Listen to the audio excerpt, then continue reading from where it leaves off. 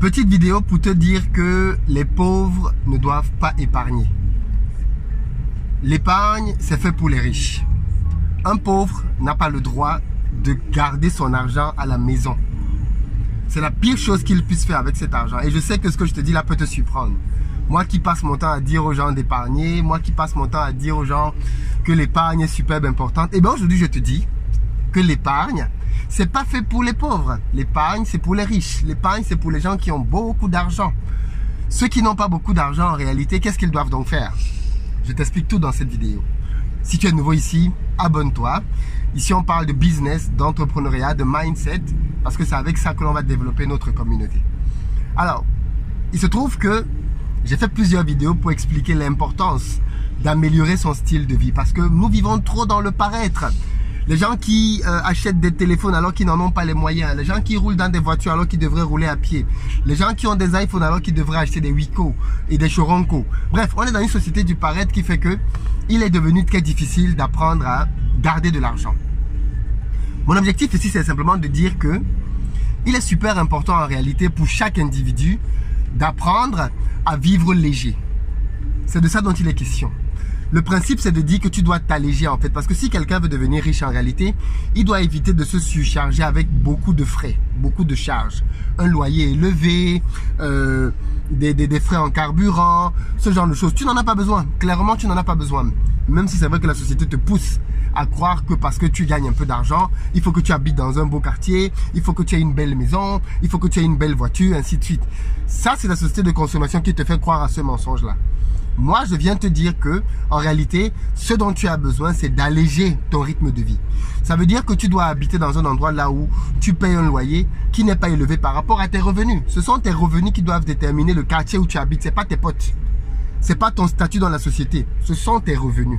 Donc, si tu gagnes peu, tu dois habiter dans un quartier populaire. Tu dois reculer. Il n'y a pas de problème à ça. Quand tu auras bien reculé et que tu seras prêt, tu vas pouvoir remonter un peu plus.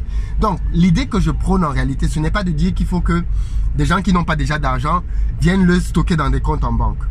En fait, l'idée, c'est de dire quoi? Les étapes dans la vie, d'après moi, première chose, trouver un job, gagner de l'argent, alléger son rythme de vie. Une fois qu'on a allégé son rythme de vie, préparer ce que j'appelle une épargne de sécurité. C'est-à-dire une épargne qui te permet de vivre pendant 3 mois, maximum 6 mois. Et à partir de là, tout l'argent qui rentre dans ta vie doit avoir un seul objectif, être réinvesti. Quand on est jeune, quand on n'a pas de charge, quand on n'a pas de femme, quand on n'a pas de mari, quand on n'a pas d'enfant, tout l'argent que tu gagnes doit être utilisé pour être réinvesti dans des business. Tout l'argent que tu gagnes. Tu dois le réutiliser pour te former. Tu dois le réutiliser pour te bâtir différentes sources de revenus. Et pas le laisser s'amonceler dans les comptes en banque comme je vois beaucoup de gens faire. C'est une erreur fondamentale. Tu ne peux pas t'enrichir tant que tu ne multiplies pas tes sources de revenus. Les gens ont des problèmes dans la vie parce que même quand ils ont une épargne conséquente, ils ne dépendent que d'un seul robinet, le robinet du salaire. Ça veut dire que, en réalité, le jour où le patron s'énerve, ils sont au quartier et ils n'ont plus aucun moyen de subsistance. Or, le fait que tu sois salarié aujourd'hui doit te permettre, avec tes revenus, de te créer plusieurs sources de revenus. Le fait que tu sois salarié doit te permettre, en réalité, de multiplier l'argent. Et comment tu multiplies l'argent? En apprenant d'abord. Donc, une partie de ton argent doit te servir à te former. Et une deuxième partie doit te servir donc à lancer des business. Business en ligne, parce que aujourd'hui le monde d'Internet est un monde dans lequel on peut gagner pas mal d'argent. Donc une partie de tes revenus, tu dois les repartir avec Internet. Mais une deuxième partie, tu dois les repartir avec des business physiques.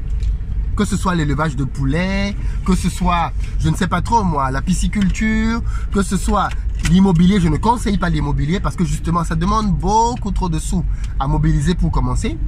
Mais tu as plein de business que tu peux faire comme ça. Tu peux faire l'achat et la revente de terrain en Afrique. Il y a plein de business comme ça que tu peux faire. J'ai déjà donné tellement d'idées de business sur cette chaîne.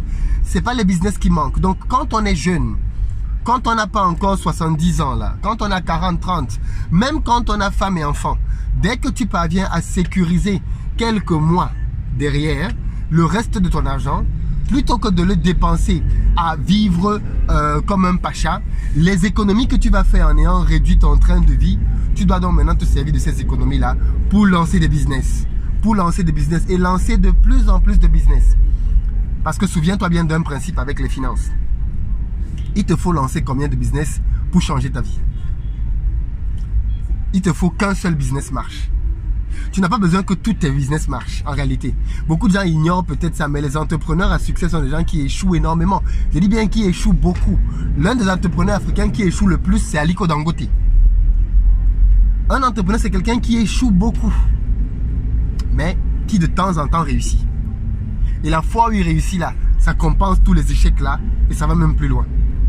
Donc le message ici, il est de te dire, jeune entrepreneur, si tu veux réussir dans le business, allège-toi, allège ton style de vie. Débarrasse-toi de toutes les dépenses inutiles. Vends-moi cet iPhone et achète-toi un Wico.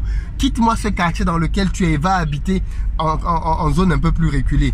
Vends-moi cette voiture et recommence à prendre le taxi. Je le rappelle ici, j'ai vendu ma voiture. Quand j'avais commencé en tant que travailleur et que j'avais déjà une bonne épargne, j'ai commis la bêtise de m'acheter une voiture et de commencer à vivre avec. Mais je me suis rendu compte que la voiture, c'était un truc qui demandait tellement d'argent que j'ai dû la revendre. Je ne l'ai même pas revendue. Je l'ai offert à un pote. Je la lui ai offert et je suis revenu avec les transports en commun. Pendant des années, des années. Mais ces années-là m'ont permis d'économiser énormément. Je vivais dans une petite chambre d'étudiant. Je n'avais pas de voiture. Je prenais les transports en commun comme tout le monde, même dans la neige. Et ça m'a permis d'économiser énormément d'argent. Et ensuite, donc, avec cet argent-là, j'ai commencé à le diversifier dans plusieurs business. C'est le chemin. En tout cas, moi, c'est le chemin que j'ai pris. Et je pense que c'est le meilleur des chemins pour quiconque a commencé par une carrière salariale. Allège ton style de vie. Ne te préoccupe pas des gens qui font le malin dehors, là. Souviens-toi de la cigale et la fourmi. Donne-leur rendez-vous dans 10 ans. Et dans 10 ans, tu verras. Tu verras ce que tu auras pu bâtir. Tu verras là où ils en seront. Et on pourra faire le bilan. Aussi simple que ça. C'est ce que je te conseille de faire en tout cas. Allège ton style de vie. Ça va être difficile au début. Mais quand tu auras pris l'habitude, tu vas te rendre compte qu'en fait, c'est pas si compliqué que ça. Donc, allège ton style de vie. Et avec les économies que tu vas faire maintenant, crée-toi une épargne de sécurité 3 mois. Maximum 6 mois. Et derrière, le reste maintenant de l'argent que tu vas avoir, lance-toi dans différents business, forme-toi. Et j'ai fait une batterie de formations qui peuvent être utiles. Sur mon site investiraupays.com, onglet formation, tu as plein de formations et j'en crée tout le temps. Donc vas-y, forme-toi. Et ensuite, lance des business. Lance des business. Tu vas perdre peut-être au début un tout petit peu à gauche, à droite.